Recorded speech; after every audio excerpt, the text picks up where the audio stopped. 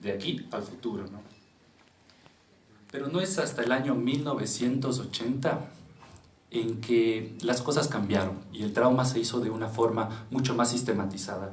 Y gracias a este doctor que es Jace Steiner, él es un cirujano ortopédico que lastimosamente sufrió un accidente en una avioneta, falleció su esposa y sus hijos quedaron gravemente enfermos, gravemente heridos, su atención no fue la adecuada y pues esto motivó a que él y con un grupo de médicos de Nebraska emprendieran una campaña de cómo hacer mejor las cosas. Y en el año 1978 nace el primer curso de soporte vital avanzado en trauma, que es el ATLS, que ahora se ha difundido a nivel mundial, ¿no? Entonces, ¿por qué es importante el ATLS? Pues es importante el ATLS primero porque nos brinda un enfoque claro, sistematizado y organizado de cómo hacer las cosas, ¿sí? La encuesta primaria se organiza de acuerdo a las lesiones que representan las amenazas para la vida y en entornos con pocos recursos o recursos limitados, la encuesta primaria simplifica las prioridades de manejo, es decir, vemos lo que mata primero. Hablando un poco de la epidemiología, pues de acuerdo a la OMS y la CDC, más de 9 personas mueren cada minuto de lesiones o violencia. 9 personas cada minuto. 5.8 millones de personas de todas las edades y grupos económicos mueren cada año, lo que representa el 18% de las enfermedades totales del mundo. La principal causa, pues, lastimosamente, los accidentes de tráfico, ¿sí? 23%. Según la OMS, las lesiones causadas por el tránsito representan 1.25 millones de muertes en el 2014 y se espera que para el 2030 sea una de las principales causas de discapacidad. El trauma tiene una distribución trimodal, por decirlo así, de la muerte. Una primera etapa en la cual es en el momento en que ocurre el accidente. Generalmente las personas mueren de acuerdo a segundos o minutos y generalmente se da por lesiones de grandes vasos, lesiones cerebrales severas o lesiones espinales. Una segunda fase que es la que donde el personal prehospitalario y hospitalario es la que interviene. Y es aquí donde nosotros jugamos un papel fundamental. Y una tercera fase en la mortalidad que generalmente corresponde a días o semanas y generalmente se da por septicemia en las unidades de cuidados intensivos, ¿sí? ¿Qué pasa con la epidemiología en el Ecuador? En el Ecuador no existe reporte sobre la prevalencia del traumatismo grave, sin embargo las estadísticas de mortalidad reportadas en el INE para el año 2014 reportan 5.768 muertes secundarias a trauma grave. ¿Cuáles son los principales mecanismos del trauma? Pues todos los que vemos ahí, ¿no? Penetrante, contuso, lesión por explosión, trauma por desaceleración, cizallamiento, trauma térmico eléctrico y trauma por suspensión. Todo lo que podemos ver aquí, ¿sí? Y es frecuente, ¿no? Muy bien, la atención del trauma tiene dos fases.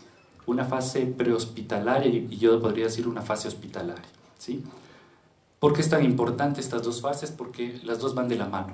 La fase prehospitalaria es sumamente importante porque nos permite al equipo hospitalario emprender todas las medidas para tratar de estar preparados para la situación que venga, ¿sí? ¿Qué necesitamos del personal prehospitalario? Pues con anticipación nos llame y nos diga la edad, ¿sí? El sexo del paciente, el mecanismo de lesión. No es lo mismo un paciente que ha sido atropellado en moto que un paciente que ha caído. Evidentemente el que ha sido atropellado en moto presenta una lesión mucho más grave. Sus signos vitales porque nos dicen cómo está y las lesiones aparentes, ¿sí? Esto nos permite a nosotros, si es un trauma penetrante, por ejemplo, comunicarnos con el cirujano. Si tenemos un paciente grave, inestable, con un trauma cerrado de abdomen, nos permite decirle a llamar a quirófano para saber que estén listos, ¿sí? Entonces nos permite emprender medidas para tratar de mejorar, dar una mejor atención. Con respecto al manejo hospitalario, pues aquí les traigo el tan conocido ABCD, ¿sí? Creo que es sumamente conocido y creo que todos sabemos, ¿no? Entonces nosotros valoramos en A, pues obviamente la vía aérea y lesiones de la columna cervical, inmovilización de la columna cervical. Nos preguntamos, ¿el paciente tiene una vía aérea libre o está obstruida? En B, pues las principales preguntas serán, ¿ese paciente ventila o no?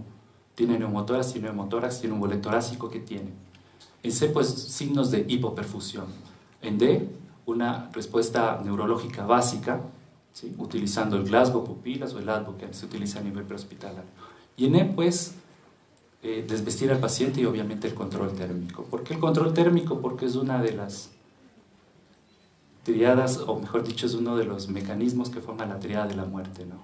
La hipotermia, la acidosis y la coagulopatía producen la triada letal de muerte, ¿sí? ¿Salió? Bueno, vamos a casos clínicos que me parecen mucho más interesantes y vamos a evaluar ciertos pacientes. Muy bien, este es un paciente de 26 años de edad. Él es policía metropolitano y un día estaba haciendo su trabajo a nivel de San Roque, ve un asalto, él corre a ayudar, el asaltante saca un puñal y pues le da un puñal, recibe una lesión a nivel de la región infraauricular, a nivel de la cara, recibe una puñalada. Ese paciente es rápidamente llevado por el personal que estaba ahí al centro de salud. En el centro de salud, pues el médico que le recibe lo primero que hace es hacer compresión directa, poner una vía, pasar líquidos, le pasa 2 litros de solución salina y evidentemente nos transfieren a ese paciente. Ese paciente llega con una presión de 70-40, una frecuencia de 120 por minuto, viene saturando 82% y una frecuencia respiratoria de 22. Si podemos utilizar el ABCDE, como nos han enseñado, pues su vía aérea estaba permeable, pero el paciente está saturando 82%, ¿no? B, su respiración es espontánea, tiene una buena entrada de aire, no tiene asimetrías, está ventilando bien. Aparentemente no hay problema ahí. ¿El paciente está en choque? Evidentemente. Su Glasgow es de 11, pero está chocado también. No sabemos si tiene una lesión cerebral o el cuchillo iría al cerebro, no sabemos, ¿sí? Y en E, pues obviamente el paciente tiene una palidez generalizada y se ve una capelina o un vendaje al nivel de la cabeza y se ve también que estaba con mucha sangre. Y en la ambulancia, pues el pañal estaba lleno de sangre. ¿Cuáles son las prioridades de manejo? Entonces, intubamos a este paciente, ponemos oxígeno por mascarilla, le ponemos cánula nasal, ¿qué hacemos? Pues el médico que atendió a este paciente decidió ponerle oxígeno por mascarilla. ¿Le damos asistencia ventilatoria? Pues evidentemente no. ¿El paciente tiene neumotórax, hemotórax? Aparentemente no, ¿sí? Evidentemente está en choque, tiene una tensión arterial 70-40, una frecuencia cardíaca de 120 y un Glasgow de sobre 15 con una respiratoria de 22. ¿Qué tipo de choque es? Entonces, si nosotros podemos ver aquí en la clasificación de choque hemorrágico del trauma, pues lo podríamos clasificar quizás en el 3, ¿cierto? Y en E pues tenía una herida en zona 3 del cuello. ¿Cuáles son las prioridades de manejo en este paciente? ¿Alguien? Pues es evidente el control de la hemorragia, ¿cierto? Entonces, lo que hizo el médico en ese momento, pues evidentemente fue hacer compresión directa y tratar de parar la hemorragia porque no estaba todavía, todavía el paciente estaba sangrando y no había control hemostático, ¿sí? ¿Qué cambios ha habido en el ATLS? ¿Sí? Como ustedes ven, ya no es el típico ABCD, ahora ya se adicionó la letra X al inicio. Porque se ha visto que las hemorragias masivas son las que primero van a comprometer la vida del paciente, pero resulta obvio y parece lógico, ¿no es cierto? Entonces, este paciente que nosotros recibimos, evidentemente no estaba controlada su parte hemodinámica, no estaba controlada la hemorragia y por eso obviamente el paciente estaba mal, ¿sí? Entonces lo que se hizo a ese paciente fue control hemostático inmediato, se solicitó activar transfusión masiva, se solicitó 4 paquetes globulares, se indicó a la enfermera que ponga 1 gramo de ácido tranexámico y el paciente evolucionó aparentemente favorablemente, ¿sí? Se solicitó interconsulta por cirugía vascular y cirugía plástica, y se descartó que haya lesiones de grandes vasos. El paciente evolucionó favorablemente. Pero eso es una historia, digamos, buena, ¿no? Uno de los cambios también en el shock hemorrágico es que ahora ya ponen el déficit de base para clasificación del shock, ¿sí? Y esa es una de las actualizaciones que hemos tenido. Muy bien, entonces siempre antes del ABCD está la X. Ver que el paciente no se muera por hemorragias, que parece algo lógico, pero sucede. ¿Qué tal si ese paciente desde un inicio hubiera sido valorado y realizado un adecuado control hemostático? Probablemente hubiera llegado muchísimo más estable, probablemente ni siquiera hubiera requerido en ese momento aplicar un protocolo de transfusión masiva como fue necesario. Ok, entonces dentro de los cambios, antes el ATLS decía demos 1 a 2 litros de cristaloides. Ahora la recomendación ha cambiado, ahora se propone dar tan solo un solo litro de cristaloides. Y se solicita o se recomienda dar bolos de 250 a 250 y valorar la respuesta hemodinámica. Y se alienta ahora al uso de productos sanguíneos de forma temprana, ¿sí? Entonces, se alienta utilizar sangre en forma temprana. La transfusión masiva debe utilizarse si fuera necesario. La idea es minimizar la cantidad de cristaloides en este grupo y tratar de pasar hemoderivados en relación 1-1-1, ¿sí? Un concentrado globular, un plasma fresco congelado y un paquete plaquetario, ¿sí? Se define a la transfusión masiva como más de 10 unidades de concentrados hemáticos en las primeras 24 horas o 4 unidades en la primera hora. Se recomienda el uso de ácido tranexámico dentro de las 3 primeras horas, 1 gramo en 10 minutos. ¿Sí? Y la tabla de clasificación de la hemorragia según los signos y síntomas incluye el déficit de base. Son los principales cambios que hemos tenido. Entonces, como verán, ya no es ponle otra carguita y veamos si ese paciente mejora. No. Ya es, si ese paciente necesita más líquidos, ese paciente va a necesitar sangre, ¿sí? Entonces, ojo en eso. Y bueno, la evidencia apunta a que si nosotros pasamos más líquidos, la mortalidad aumenta. Miren este estudio que dice que a partir de 1.5 litros la mortalidad ya aumenta. Si se pasa a 5 litros, las cosas empeoran, ¿sí? Entonces hay que hacer algo, ¿sí? Y el estudio CRASH nos dice que el ácido tranexámico sí sirve, pero dentro de las 3 primeras horas, ¿ok? Muy bien, tenemos otro caso. Esta es una mujer de 23 años. Ella estaba haciendo ciclopaseo y en una pendiente pues se le van los frenos. No conocemos cómo fue la cinemática, pero evidentemente se dobla el timón y el mismo se introduce a nivel del muslo. El personal que valora inmediatamente al paciente pues lo que hace es colocar un torniquete. Acude al hospital más cercano, donde le pasa más o menos 2.500 ml de cristaloides, le pasan 2 paquetes globulares, le ponen un torniquete y transfieren a una unidad de mayor complejidad, un hospital muy lejano. Llega con estos signos vitales, 110-79, una frecuencia cardíaca de 115, saturando el 96% y una frecuencia de 20. Entonces, valorando el ABCD rápidamente, pues una vía estaba permeable, en B tenía una ventilación adecuada, C pues en choque con esos signos vitales, podría ser, ¿no? En E, palidez generalizada, tenía una lesión traumática en pierna con una herida de más o menos unos 20 centímetros que comprometía la piel, tejido celular subcutáneo y el músculo. Y ella ingresa con un torniquete en el muslo, pero ingresa gritando la emergencia, ingresa con muchísimo dolor. Tal es aquí que el médico inmediatamente solicita que le pongan fentanil, pero la paciente persiste muy álgica. Muy bien, si podíamos recategorizar al manejo de la TLS, pues evidentemente está la X, ¿no? Que es el control de la hemorragia, ¿sí? Entonces, el torniquete, ¿se utiliza o no se utiliza? Evidentemente, ayudó a salvar la vida del paciente en ese momento, pero evidentemente el dolor ya nos dice que el torniquete no puede ir más tiempo, que se tiene que hacer algo, ¿sí? Entonces se retira el torniquete y se hace un vendaje compresivo más presión directa de la zona. En A, pues su vía aérea estaba permeable, En B, pues ventilaba adecuadamente. En choque, ¿estaba en qué grado de choque? ¿En grado 2 o 3? No sabemos, ¿no? Se solicita preparar paquetes globulares, se pasa ácido tranexamin con 1 gramo, su Glasgow era de 15 y tenía una lesión como en las que habíamos descrito, ¿no? Muy bien.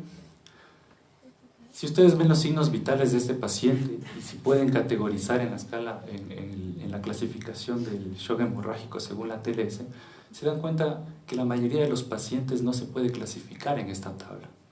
Tal es así que existe un estudio que solamente el 9% de los pacientes politraumatizados que están en shock pueden ser clasificados según la tabla de shock de hemorragia de la TLS. El 9% con un corte de más de 5.000 pacientes. Es decir, que el 91% de los pacientes no podemos clasificar. Entonces, presumiblemente ahora podemos poner un shock hemorrágico grado 2-3. ¿Sí? Podríamos hacer. Muy bien, pero estos casos han evolucionado favorablemente. Veamos casos en los cuales aparentemente las cosas no van tan bien. Este es un paciente de 79 años de edad.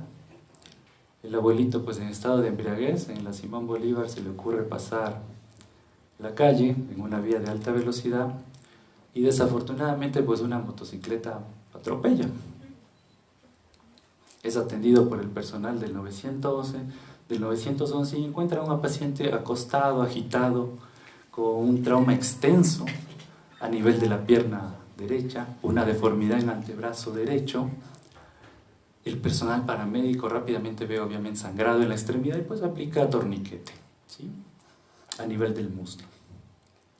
Sus signos vitales al ingreso en un hospital muy lejano también es de 138/80, una frecuencia cardíaca de 78, viene saturando 93% y una frecuencia respiratoria de 22. Pues rápidamente vamos a la BCDE, pues vía aérea está permeable, ventila aparentemente de una forma adecuada, no hay asimetría en el tórax, tiene una buena entrada de aire, parece que no hay problema. En C está en choque, esos signos vitales nos dicen que está en choque. ¿Le podríamos clasificar en la tabla de shock de la TLS? Evidentemente no, ¿cierto?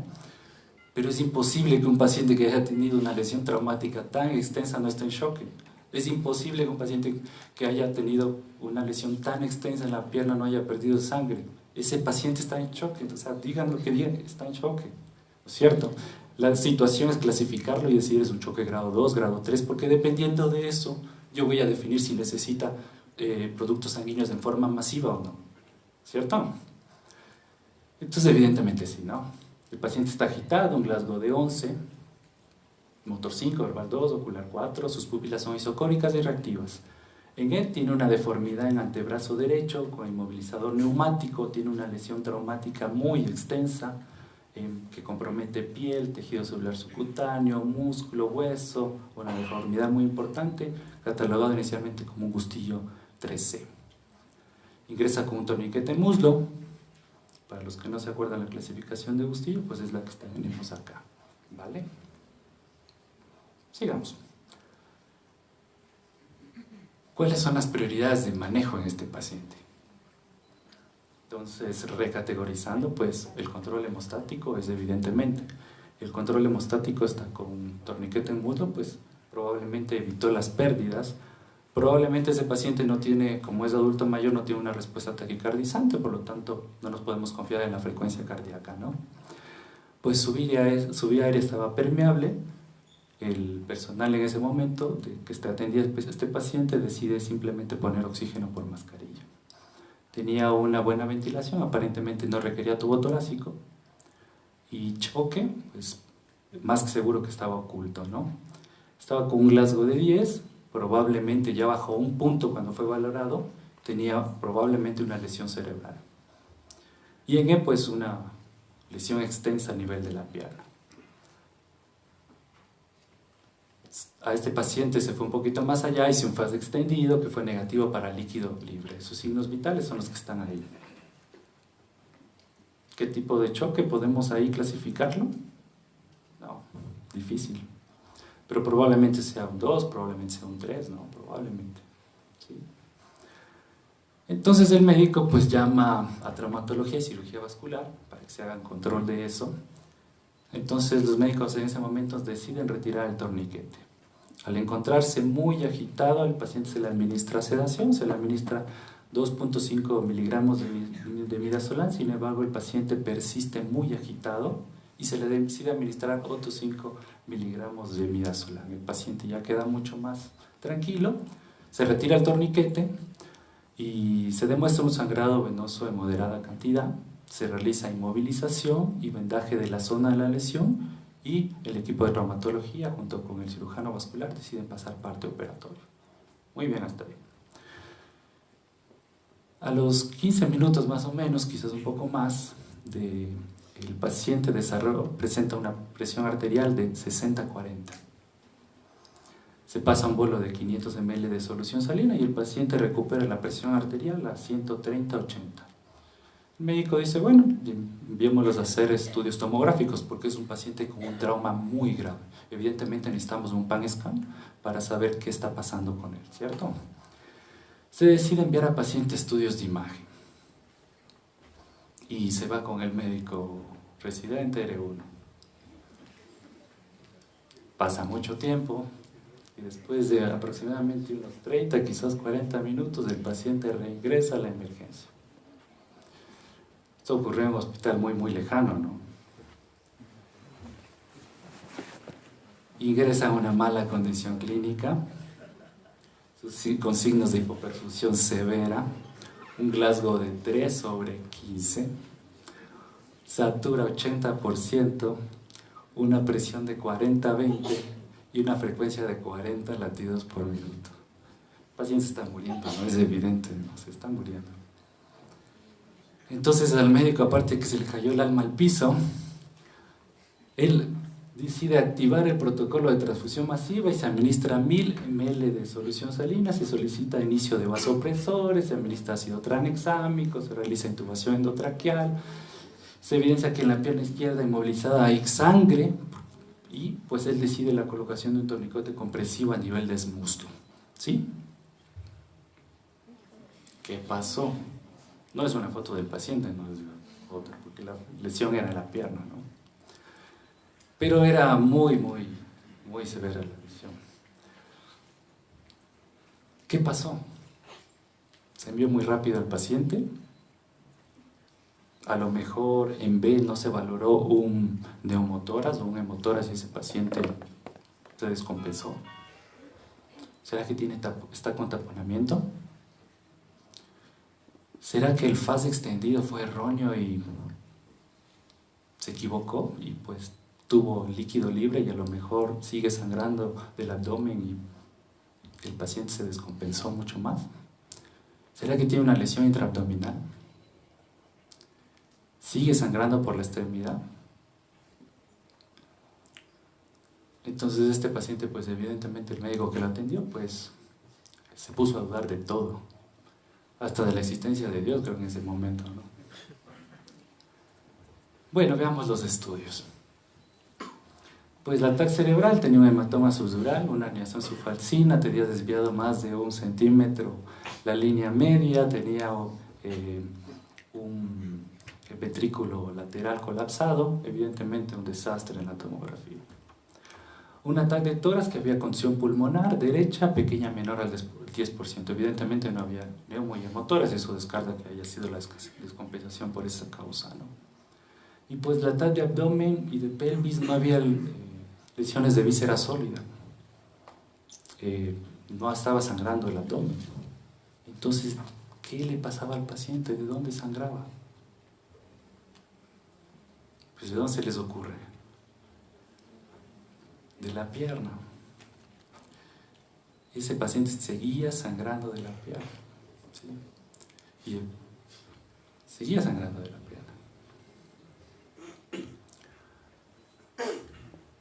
Entonces, enviar a un paciente a estudios tomográficos muchas veces se convierte en un túnel de la muerte, ¿sí? Y cuando enviamos a un paciente a tomografías o a hacer estudios que se van a demorar mucho tiempo, realmente tenemos que estar seguros que a ese paciente no le va a suceder nada. Y evidentemente tiene que ir con una persona que pueda valorar a un paciente y decir, esto no está yendo bien, algo le está pasando a él. Porque evidentemente ya desarrolla cianosis, evidentemente su coloración cambia, ¿sí? Solamente viendo uno puede determinar si un paciente está bien o está mal, ¿no es cierto? Pero bueno, esto no solamente sucede aquí en el Ecuador, sino sucede a nivel del mundo. Hay pacientes que mueren en salas de tomografía, salas de radiografía, ¿sí? Hay pacientes, ¿sí? Pero los estudios indican que es beneficioso hacer el PAN scan, es decir, una body tag, a no hacerlo, porque nos determina, nos permite ver las lesiones que tiene ese paciente y poder tratarlas de mejor manera, ¿sí? Entonces la evidencia nos dice, sí, hay que hacerlo, ¿sí? Obviamente con todas las condiciones necesarias se asegura la estabilidad de ese paciente, ¿sí? Entonces, ¿qué hubiéramos hecho? La pregunta es, ¿qué hubiéramos hecho si pudiéramos retroceder el tiempo y decir, ¿qué hubiéramos hecho con ese paciente en ese momento? ¿Se les ocurre? Pues sigamos la secuencia, ¿no? En X, pues control hemostático. Le sacábamos el torniquete, que evidentemente el torniquete tiene que haberse retirado, evidentemente hay que hacer un vendaje adecuado, una inmovilización, eso es indiscutible. Pero cuando se haga ese tipo de situaciones tenemos que verificar también su hemostasia, no quedarnos tranquilos con hacer el trabajo y listo. Porque si ese paciente sigue sangrando por esa extremidad, evidentemente se va a morir, ¿sí? Y lo hemos tenido, ¿no? Tenemos pacientes así. Intubamos al paciente, hacemos ventilación a presión positiva. ¿Qué dicen ustedes? En B, tenía una adecuada entrada de aire, necesita asistencia ventilatoria, necesita alguna situación en B, probablemente no, ¿sí? En C, pues probablemente es optimizar la condición hemodinámica, ¿sí? Entonces, es importante la secuencia ATLS, es muy importante, nos permite ser sistematizados, pero no tiene que ser una camisa de fuerza la cual no podamos romper, ¿sí? Un equipo de trauma se caracteriza porque todas las lesiones son valoradas en forma simultánea por varias personas, no solo una persona viendo A, viendo B, viendo C. Una persona valora A y el otro ya está valorando B mientras otro va a C, ¿sí? Eso es lo que hace un equipo, ¿sí?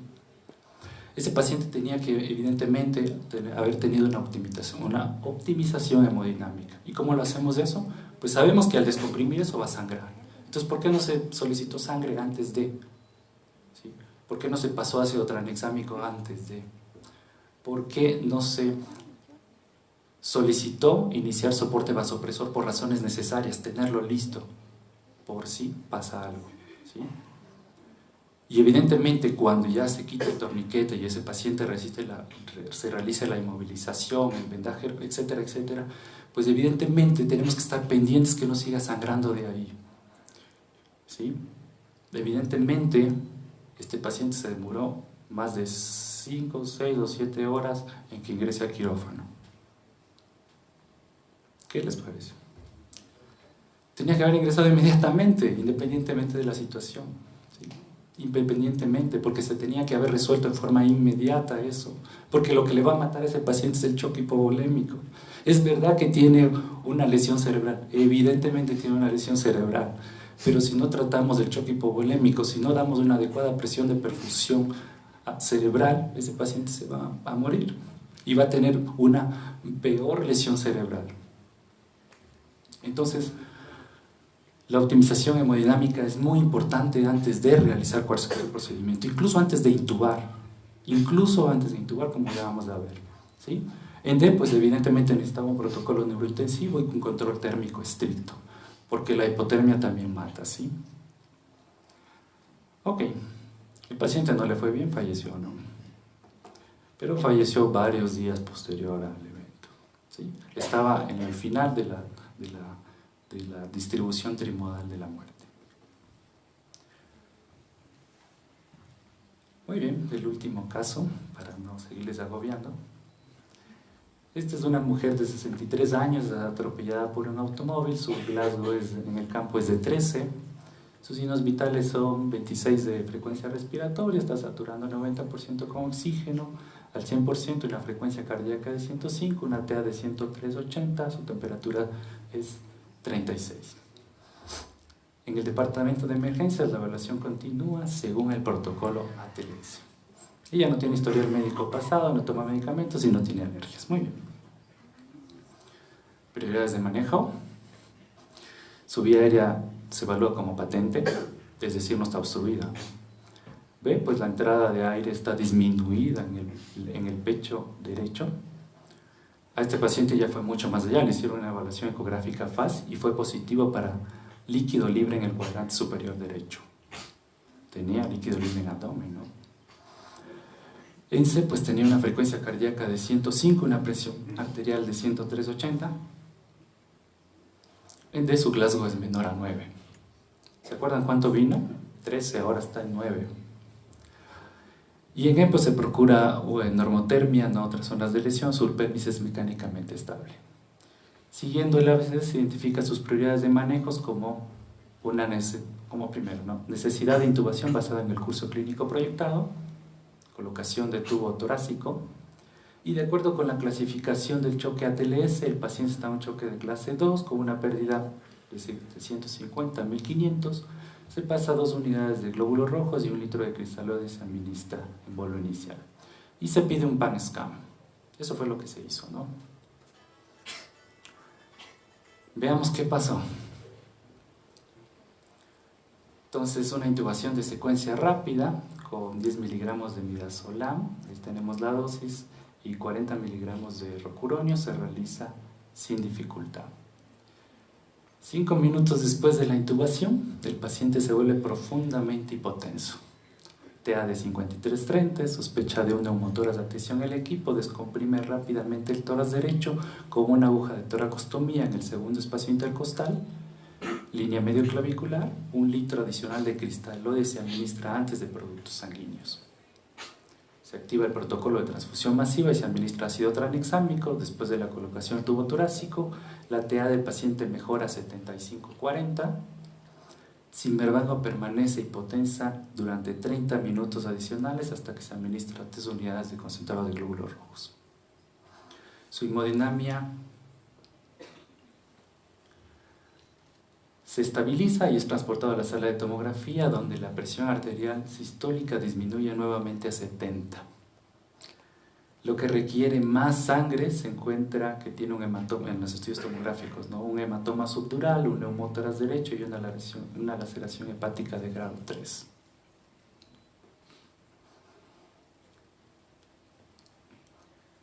Entonces, en el trauma mayor, el valor de la adherencia estricta y rígida a la secuencia ABCDE también es cuestionable.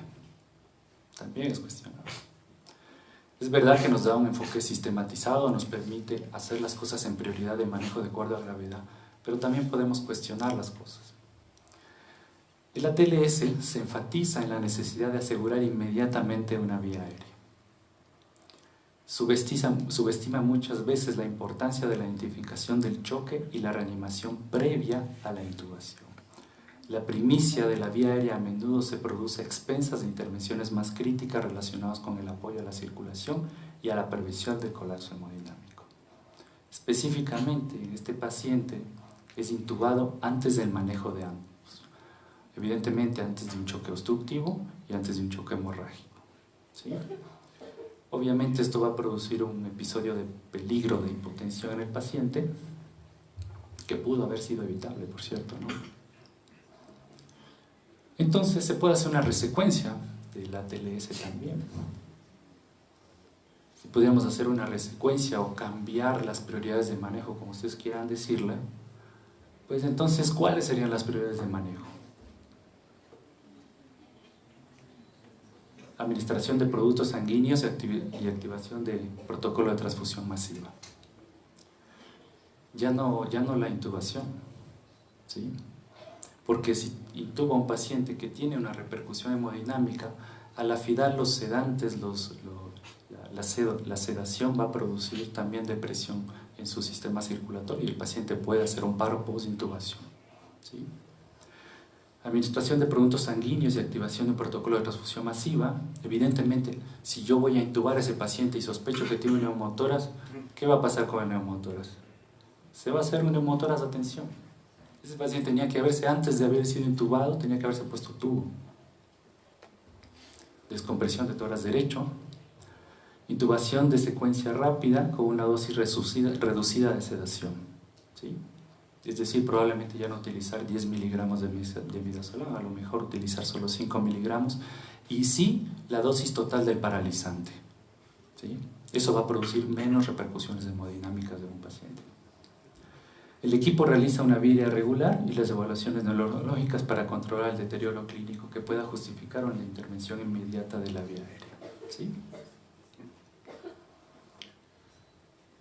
Y bueno, este es un cuadro que me pareció interesante porque pone en tela de duda también lo que se hace en la secuencia TLS, pero que nos permite también enfocarnos de una forma multidisciplinaria de acuerdo a prioridades de manejo, donde evidentemente el choque es una de las prioridades de manejo, ¿sí? Entonces en este algoritmo, como podemos ver, nosotros nos preguntamos: ¿existen condiciones que amenazan la vida? ¿El paciente tiene una hemorragia externa masiva que ponga en peligro la vida? La respuesta evidentemente sí o no. Si la tiene, tengo que hacer control hemostático. ¿Hay algún compromiso de su vía aérea? Puede ser que ese paciente venga en forma inconsciente y que su lengua esté produciendo obstrucción de la vía aérea, en cuyo caso, a lo mejor poner una cánula de Gueder o hacer tracción mandibular. Simplemente haciendo eso pueda mejorar su oxigenación, ¿sí? Hago eso y veo cómo está su parte hemodinámica. Si ese paciente está con una condición hemodinámica estable y no hay signos de que haya un choque o choque oculto, pues obviamente voy a proceder a intubar, ¿sí? Entonces, como ustedes pueden ver en esta secuencia,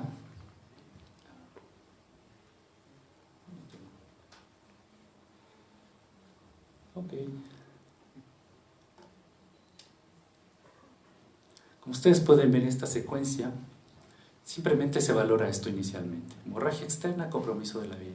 Si no la tiene, yo paso a B, C, y aquí ya va un paso más adelante, que es el POCUS. ¿Qué quiere decir? Ecografía al pie de cama de un paciente crítico. Ecografía al pie de cama. Y me pregunto, ¿este paciente tiene shock o tiene un grado de shock oculto? Si yo sospecho un shock oculto, pues puedo utilizar todas estas herramientas que me permiten determinar si tiene o no tiene choque oculto, ¿sí? Evidentemente su presión arterial sistólica va a estar en menos de 110, va a tener un índice de shock mayor de 1. El índice de shock se calcula dividiendo la frecuencia cardíaca para la presión arterial sistólica. Si es mayor de 1, evidentemente ese paciente está en shock, ¿sí? Utilizar el ultrasonografía, ver cómo está su vena cava inferior, ¿sí? Gasometría inmediatamente, es otro de los cambios que ha habido. Todo paciente que ingresa al trauma tiene que hacerse una gasometría en forma inmediata, porque nos permite ver cómo está su nivel de lactato, ¿sí? Nos permite ver cómo está su déficit de base, ¿sí? Control de los pulsos y obviamente ver cómo está profundidad de sus extremidades. Si el paciente se encuentra con algún tipo de shock, yo tengo que ver qué tipo de shock es, obviamente, pero evidentemente van a estar productos sanguíneos, ácido tranexámico, a lo mejor hacer una ligadura de la pelvis, descompresión torácica, a lo mejor si tiene un neumotórax, a lo mejor si está con un taponamiento, hacer un manejo quirúrgico inmediato con descompresión de la misma, o si está en un shock neurogénico, ya iniciar vasopresores. Una vez que yo pueda, o que he descartado o optimizado la condición de choque de ese paciente, entonces sí, a lo mejor yo decida intubar. Si decido intubar, debería considerarse el 25 al 50% de las dosis normales de inducción y totales del paralizante. Es decir, dar una cantidad menor de sedación que el midazolam o el propofol, lo que tengamos, y sí, de rocuronium, que es lo que tenemos, una dosis total, ¿sí? Entonces, como ustedes pueden ver, El manejo del trauma es, yo diría que la base del manejo del trauma es el trabajo en equipo, ¿sí? Y bueno, para ir cerrando, como les dije, la faceta central de la atención óptima del trauma es el trabajo en equipo. Los equipos se desempeñan mejor que las personas que trabajan de forma aislada, especialmente cuando una tarea es crítica en el tiempo, requiere una variedad de habilidades y exige decisiones basadas. Y hay que tener en cuenta que un equipo de expertos no forma un equipo experto. Esa frase me pareció muy acertada. Independientemente del entorno o la composición del equipo, la atención óptima de un paciente con trauma requiere una comunicación efectiva, eficiente y trabajo en equipo entre todos los miembros. Y para terminar, ¿cuáles son los fallos en el plan de atención? Uno, la comunicación, ¿sí? Los cambios en el estado fisiológico del paciente no se dicen. O alguien está valorando A y el de B no le dice nada al líder. O a lo mejor el paciente se hipotensa y no se comunica. O yo le digo a la enfermera, le administrele 1 litro de solución salina y la enfermera ya le administró 2. Y a lo mejor yo le digo, administra ácido tranexámico y ni sé si algún día recibió ácido tranexámico. Y tengo que preguntar, licenciada, ¿le administró esto? No, vaya, haga la receta y vaya a farmacia. Iba al médico, definitivamente. Fallos en la conciencia situacional, por ejemplo, no reconocer el shock, no anticipar las necesidades de transfusión masiva, no modificar el tratamiento estándar para pacientes de mayor riesgo, problemas del personal o distribución de la carga de trabajo. Tenemos un paciente grave y justo llega otro y otro que no nos avisaron. Nos ha pasado, por cierto, nos ha pasado en nuestras salas de emergencia, donde estamos manejando pacientes graves y de repente llegan 2 de golpe. Y uno dice, ¿y ahora qué hago? Nos ha pasado. Y obviamente conflictos no resueltos, hostilidad entre los miembros del equipo. Entonces, para terminar, pues, el manejo del trauma es un manejo, como les digo, en equipo, pero sobre todo es el compromiso de hacer las cosas bien, ¿sí? Y cuando nosotros detectemos fallas, pues tratar obviamente de canalizar esas fallas para ser mejores. Nada más, les agradezco, pues, y cerramos con esto.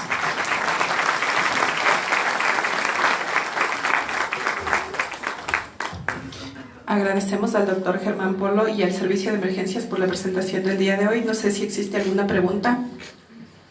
¿No? Bueno, entonces no olviden llenar la encuesta, por favor. Muchas gracias.